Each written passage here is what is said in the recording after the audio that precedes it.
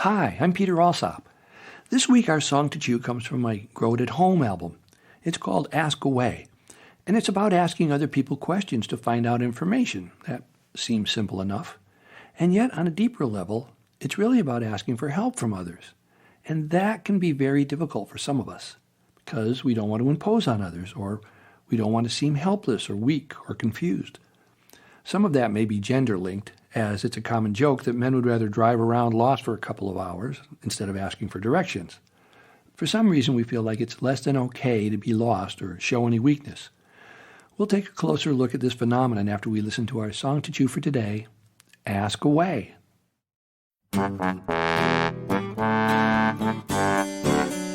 When you're sitting at the doctor's 'cause you've been feeling low, and the doctor tells you some big giant word that you don't know, ask away. Ask away. Ask away. Ask away. Don't wait to ask a question when you need to know right now. Ask away. Ask away. Ask away. Ask away. Find out who, what, where, when, why, and how. When you're sitting in the classroom and you haven't got a clue 'cause your brain went on vacation, well, here's the thing to do. Ask away. Ask away. Ask away. Ask away. Don't wait to ask a question when you need to know right now. Ask away. Ask away. Ask away. Ask away. Find out who, what, where, when, why, and how. Go ask someone politely, no need to yell or shout. And if they don't know the answer, then you both can go find out. Like, who made up the name for the moon? And how does a butterfly grow wings in a cocoon? And where do all my pencils go when I need to write? And where does it go when I lose my appetite? If I sit on an egg, will little chicken hatch? Why do witches move when I start to scratch? This weekend, can we all grow up and float in outer space? And when I ask you my questions, why do you make that face? So if you're lost up in the forest with no clue which path to choose, no need to be embarrassed. Ask a moose if you're confused. Ask away. Ask away. Ask away. Ask away. Don't wait to ask a question when you need to know right now. Ask away. Ask away.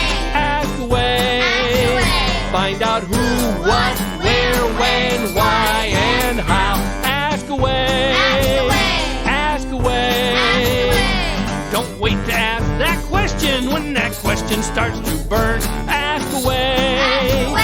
Ask away. Ask away. 'Cause asking a question is a great way to learn.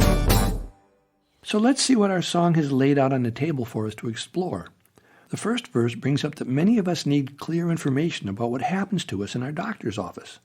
They give us information that often we don't understand. The medical profession uses big words that we've never heard before and probably won't remember unless we write them down. I actually take a piece of paper and pen with me when I go in to see my doctor, and I ask, "What was that again?" Then I make notes. When we're feeling emotional, nervous, or scared, it's often really difficult to get all the facts straight, right? Most of us need to get all the facts we can so we can make decisions about how to proceed with our health care or anything else important going on in our lives. We want a clear understanding of what our choices are when we have to make a difficult decision. I remember my 9th grade English teacher, Mr. Romfelt, wanted us to find out who, what, where, when, why, and how when we learn to write expositional essays. Just like the detective Jack Webb played on the television show many years ago, Dragnet, he kept saying, "Just want the facts, ma'am." More recently, Where in the World Does Carmen Sandiego use the same questions asking methods on their show? The second verse takes place in the classroom, where teachers usually encourage students to ask questions. That's how we find out the answers to the questions on our exams, on our next pop quiz. We can certainly do that politely instead of demanding answers from people. After all, we're still asking someone for help, right? I'm reminded of a discussion I once had with some Asian students in graduate school. One of the women said she'd studied very hard, but she didn't exactly understand some of the questions. I suggested she ask her instructor to explain it more clearly, and she said, "Oh no, that would be impolite and insulting to our professor." I don't think so, I said. That's their job, to teach us. Yes, she said, but if I tell him I didn't understand, it's like saying he didn't teach me very well. We come to school to learn things, I said, and our teachers need to know if we don't understand their explanations. Some of us ask lots of questions when we're curious about how things work and why people around us do what they do. It's what babies do when we're trying to learn about the world around us.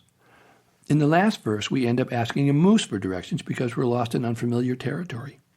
I think asking questions is always okay, because maybe someone has an answer, and if they don't, there's no judgment about that. As the song says, maybe we can both go look it up and try to find some more useful information. It was really a coincidence that when I sat down to write this podcast for today's Ask Away song, I got a blog from an old friend, Dr. Ted Klontz, and his blog was about asking questions. He really got me thinking about how some of us ask lots and lots of questions, and sometimes people get upset with us. He talked about what can happen when we use questions to gather information rather than make a simple, direct request or statement to tell others what we want or need. When we ask questions, it can put the person being questioned on the defensive. Like if we're standing outside of a locked bathroom and we ask a question like, "Are you finished yet?" We already know the answer. It might be better to make a statement instead like, "I really need to use the bathroom right now," or "Please hurry up, I'm not sure I can wait much longer." Asking a question can often create an unintended emotional distancing between you and the people you're asking. There are well-researched and documented unintended stress responses that occur in the person being questioned. Questions are often used in a way that have the physiological and emotional effect of ensnaring someone, kind of trapping them into the interaction. And when that happens to us, our ancient brains react to it by being defensive.